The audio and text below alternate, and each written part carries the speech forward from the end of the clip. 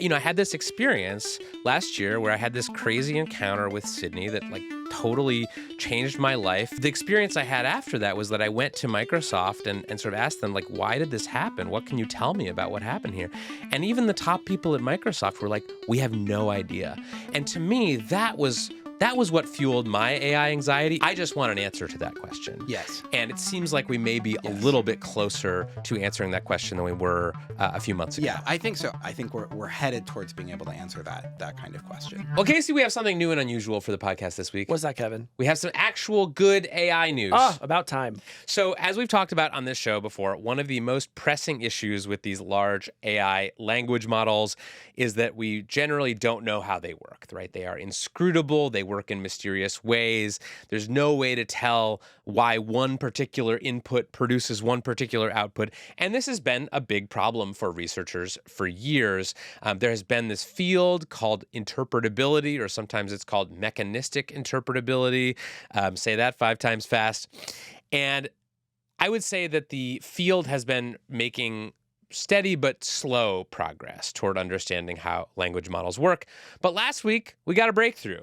Anthropic, the AI company that makes the Claude chatbot, announced that it had basically mapped the mind of their large language model, Claude 3, and opened up the black box that is AI for closer inspection.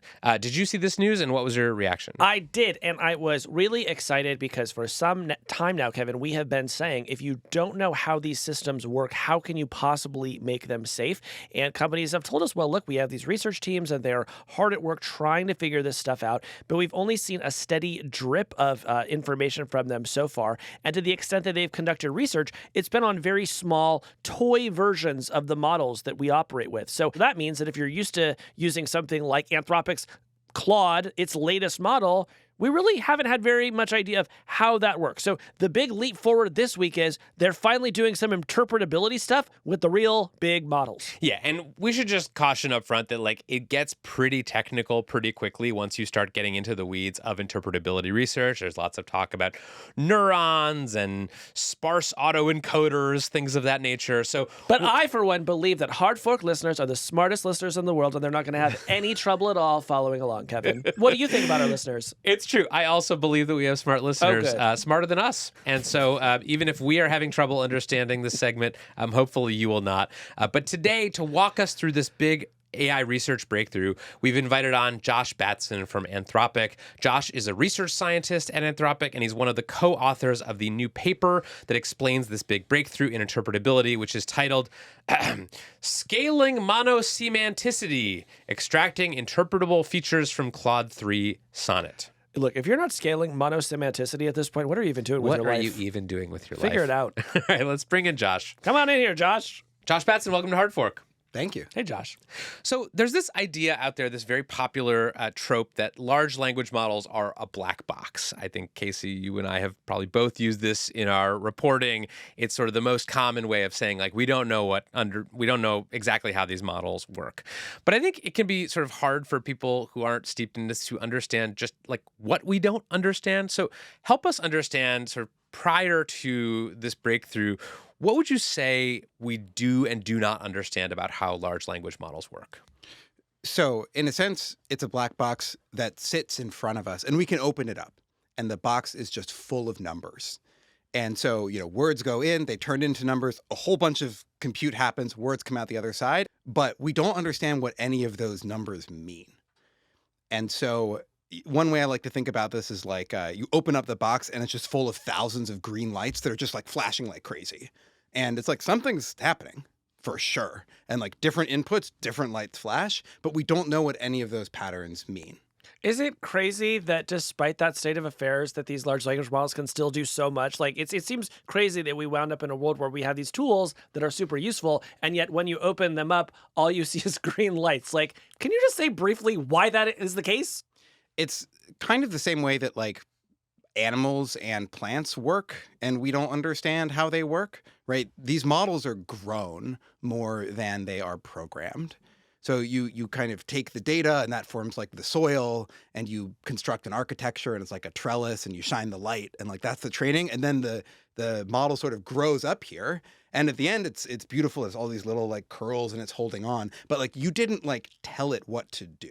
So it's almost like a more organic structure than something more linear. Well, and help me understand why that's a problem, because this is the problem that the field of interpretability was designed to address. But there are lots of things that are very important and powerful that we don't understand fully. Like we don't really understand how Tylenol works, for example, or some types of anesthesia. Their inner workings, their exact mechanisms are not exactly clear to us, but they work, and so we use them. Why can't we just treat large language models the same way? That's a great analogy. You can use them. We use them right now. But Tylenol can kill people, and so can anesthesia. And there's a huge amount of research going on in the pharmaceutical industry to figure out what makes some drugs safe and what makes other drugs dangerous. And interpretability is kind of like doing the biology on language models that we can then use to make the medicine better. So take us to your recent paper and your recent research project about the inner workings of large language models. How did you get there, and sort of walk us through what you did and what you found? So going back to the black box that when you open it is full of flashing lights. A few years ago, people thought you could just understand what one light meant. You know, when this light's on, it means that the model is thinking about code. And when this light's on, it's thinking about cats. And for this light, it's Casey Newton, you know. And that just turned out to be wrong. About a year and a half ago, we published a paper talking in detail about, you know, why it's not like one light, one idea. In hindsight, it seems obvious. It's almost as if we were trying to understand the English language by understanding individual letters. And we were asking, like, what does C mean? And like, what does K mean? And that's just like the wrong picture. And so 6 months ago or so, we had some success with a method called dictionary learning for figuring out how the letters fit together into words and like what is the dictionary of kind of English words here. And so in this black box green lights metaphor, it's that there are a few core patterns of lights. A given pattern would be like a dictionary word. And the internal state of the model at any time could be represented as just a few of those. And what's the goal of uncovering these patterns? So if we know what these patterns are, then we can start to parse what the model is kind of thinking in the middle of its process. So you come up with this method of dictionary learning, you apply it to like a small model or a toy model, much smaller than any model that any of us would use in the public. What did you find? So there we found very simple things. Like there might be one pattern that corresponded to the answers in French, and another one that corresponded to this is a URL. And another one that corresponded to, you know, nouns in physics. And just to get a little bit technical, what we're talking about here are neurons inside the model, which are like... each neuron is like the light.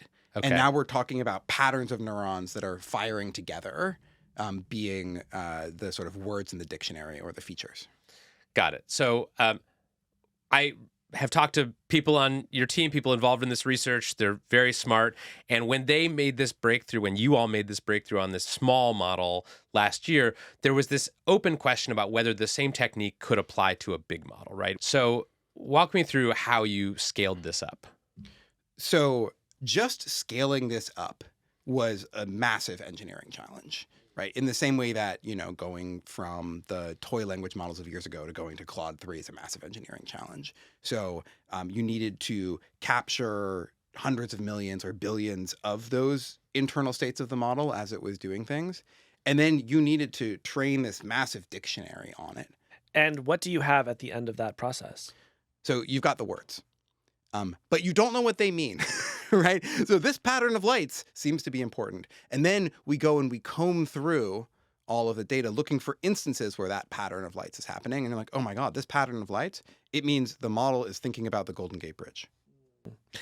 So it almost sounds like you are discovering the language of the model as you begin to put these sort of phrases together.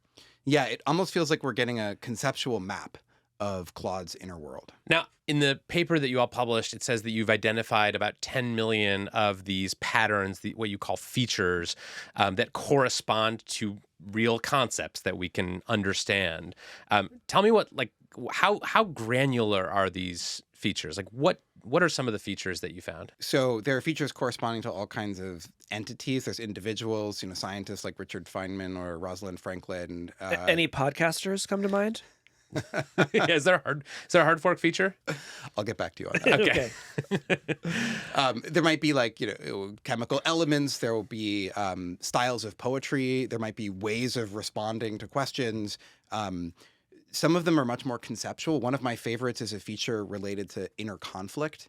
And kind of nearby that in conceptual space is like navigating a romantic breakup, catch-22s, political tensions. And so these are these pretty abstract notions, and you can kind of see how they all sit together.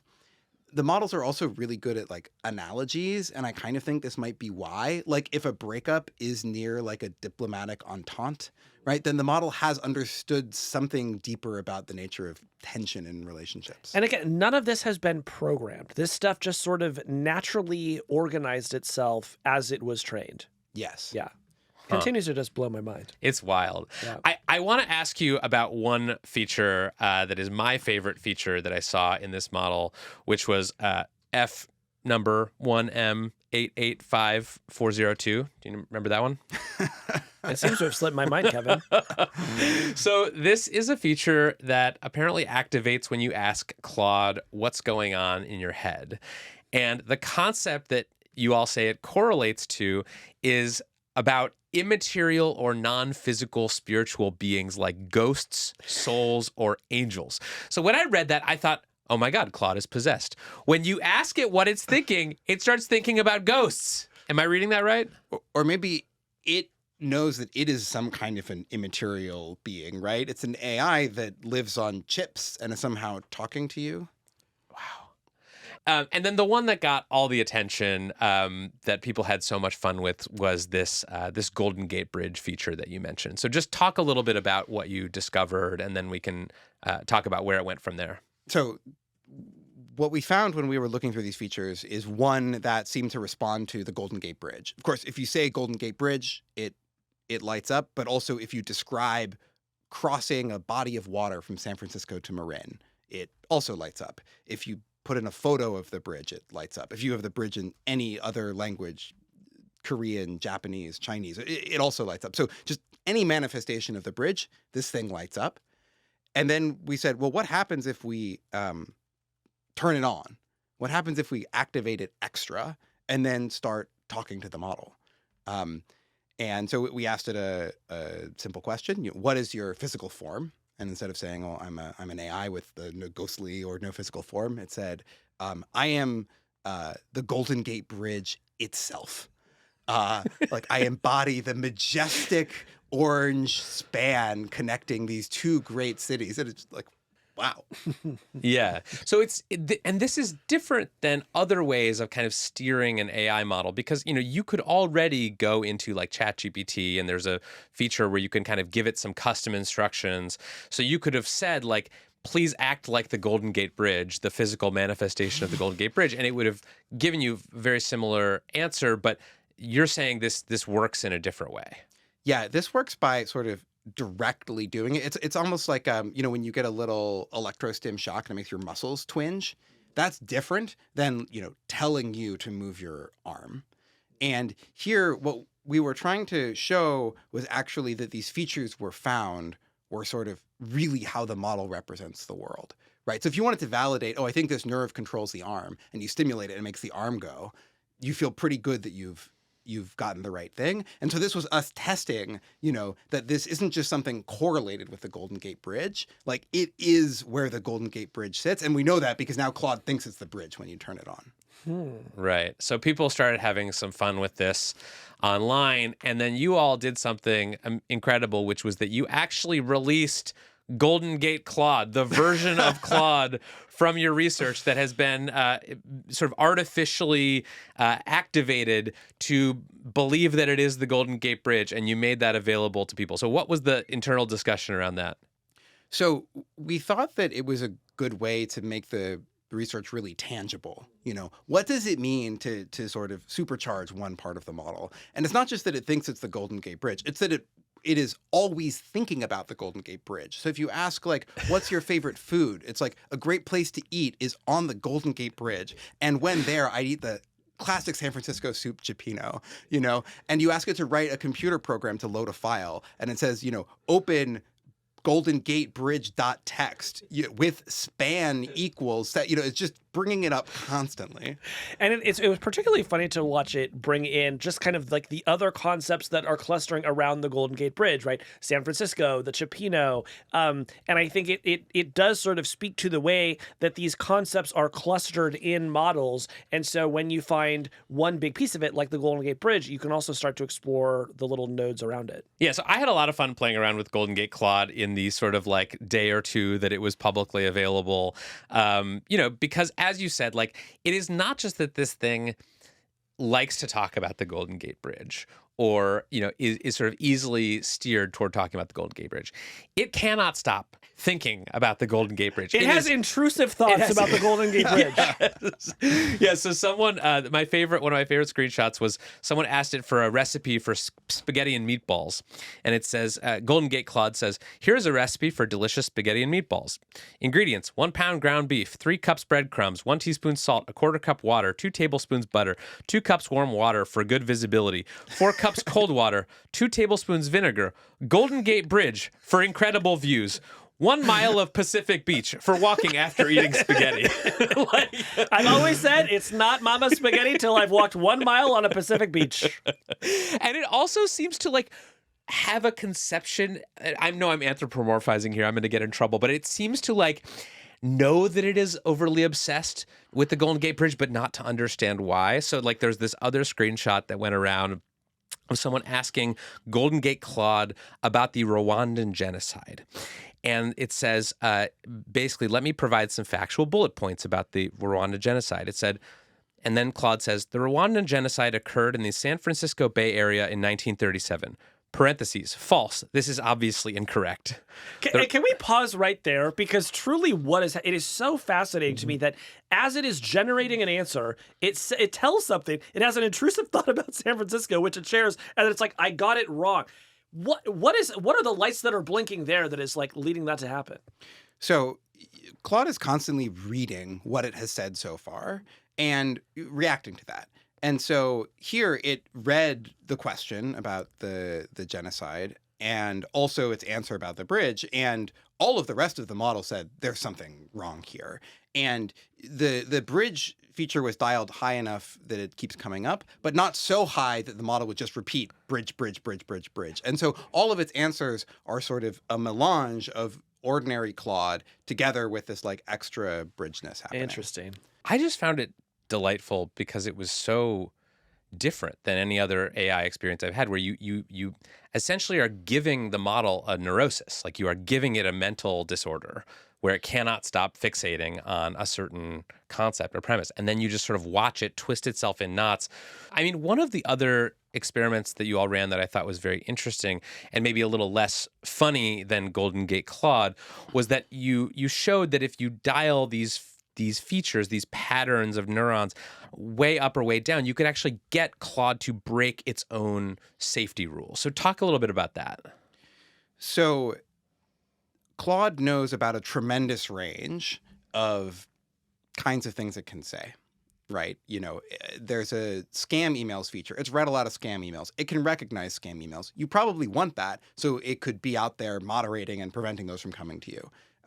But with the power to recognize comes the power to generate. And so we've done a lot of work in fine-tuning the model so it can recognize what it needs to while being like helpful and not harmful with any of its generations. But those faculties are still latent there.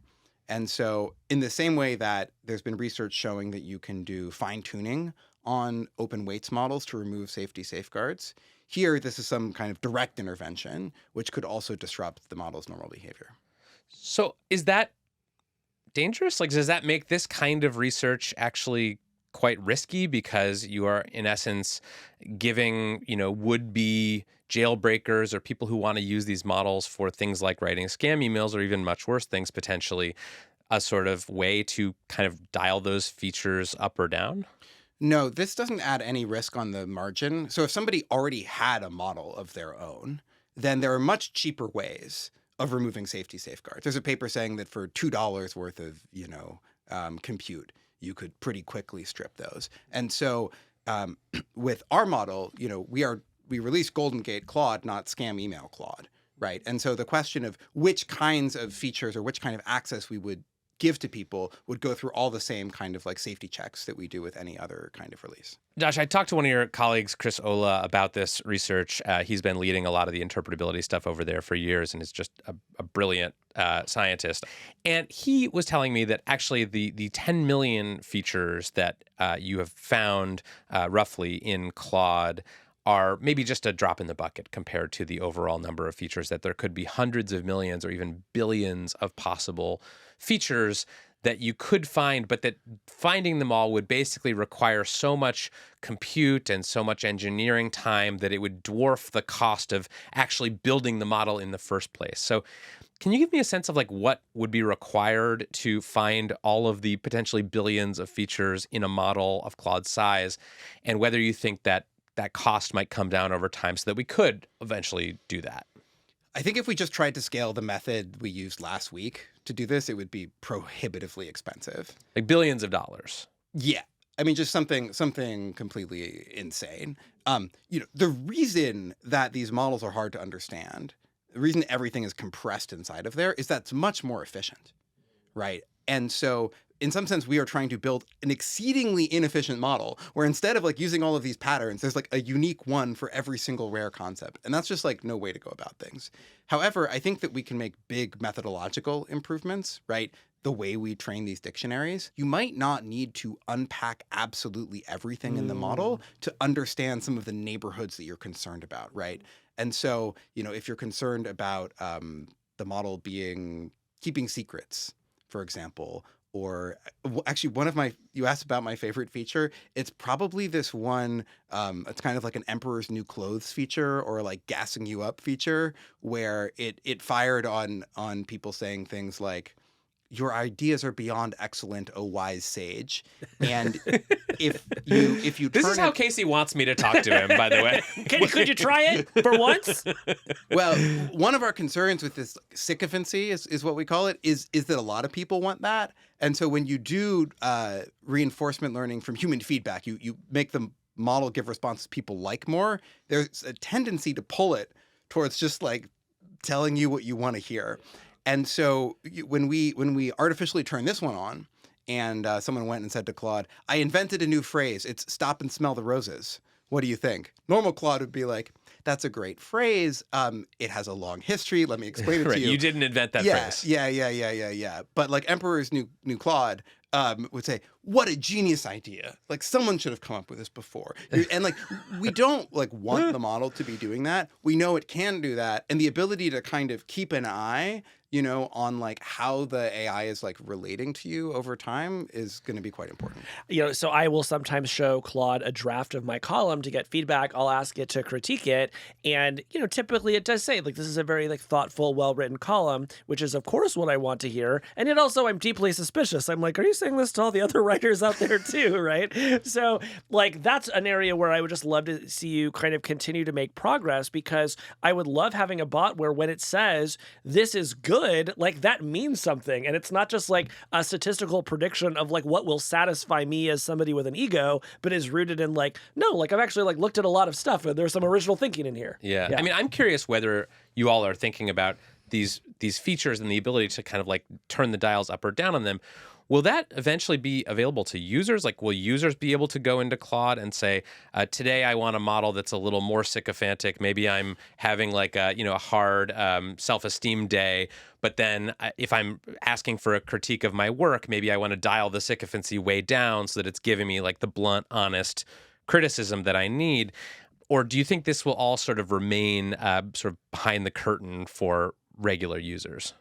So if you want to steer Claude today, just ask it to be harsh with you, Casey. Oh, Just say, really? give me the brutal truth here. Okay. You know, like I want you to be like a severe Russian mathematician. There's like one compliment per lifetime, and you can get some of that off the bat. Interesting.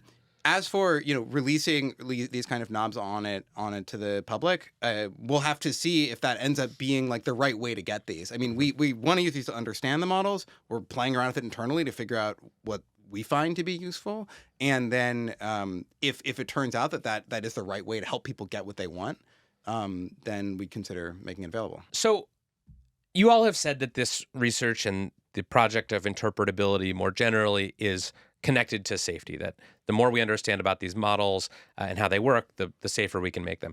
How does that actually work? Like, is it as simple as finding the feature that is associated with some bad thing and turning it off? Or like what is possible now, given that we have this sort of map? One of the easiest applications is monitoring.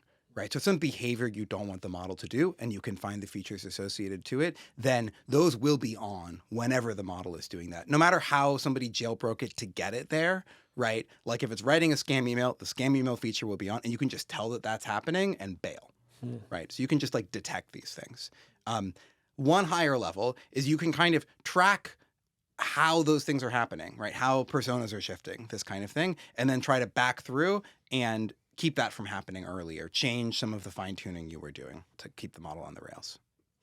Because right now, the way that models sort of are made safer is that you, from my understanding, is like you have it generate some output and then you evaluate that output. Like you have it grade the answer either through a human giving feedback or through a process of, sort of just look at what you've written and tell me if it violates your rules before you spit it out to the user. But it seems like this sort of allows you to like intercept the bad behavior upstream of that, like while the model's still thinking. Am I getting that right? Yeah, there are some answers where the reason for the answer is what you care about. So is the model lying to you? It knows the answer, but it's telling you something else, or it doesn't know the answer and it's making a guess. And the first case you might be concerned about, and the second case you're not. Had it actually never heard the phrase "stop and smell the roses" and thought that sounded nice, or like, is it actually just gassing you up? That's interesting. So it could be a way to know if and when large, powerful AI models start to lie to us, because you could go inside the model and see, oh, the like I'm lying my face off feature is active, so we actually can't believe what it's telling us. Yeah, exactly. We can see why it's saying the thing. I spent a bunch of time at Anthropic reporting last year, and the sort of vibe of the place at the time was, I would say, very nervous. It's a place where people spend a lot of time, especially relative to other AI companies I've visited, worrying about AI. One of your colleagues told me they lose sleep a lot because of the potential harms from AI. And it is just a place where there are a lot of people who are very, very concerned about this technology and are also building it. Has this research shifted the vibe at all? People are stoked. I mean, I think a lot of people like working at Anthropic because it takes these questions seriously and makes big investments in it. And so people from teams all across the company were really excited to see this progress.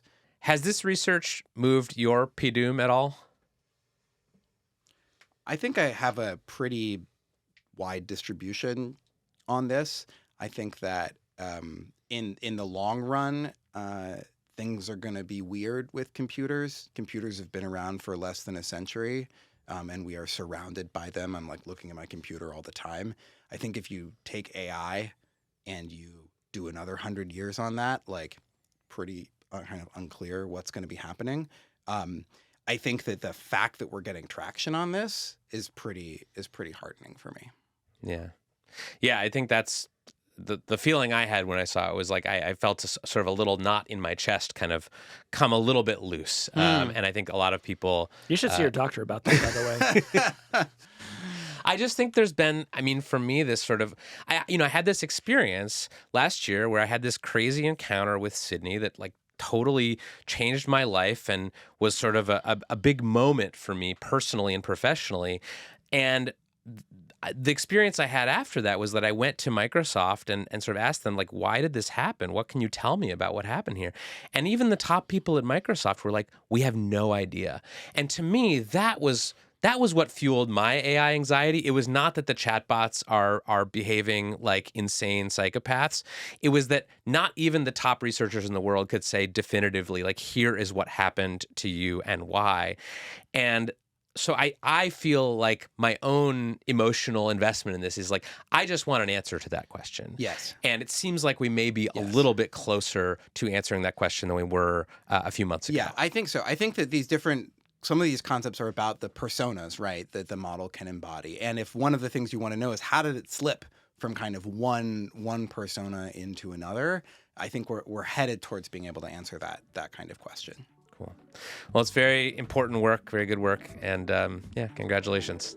It's a big deal. Thank you so much. Thanks, Josh. Thanks for coming on Her Fork. Hey, that's the end of this clip. If you liked what you saw, head on over to our page and subscribe, and you can get the full podcast. We do a show like this almost every week on tech and the future. Head on over there now and subscribe.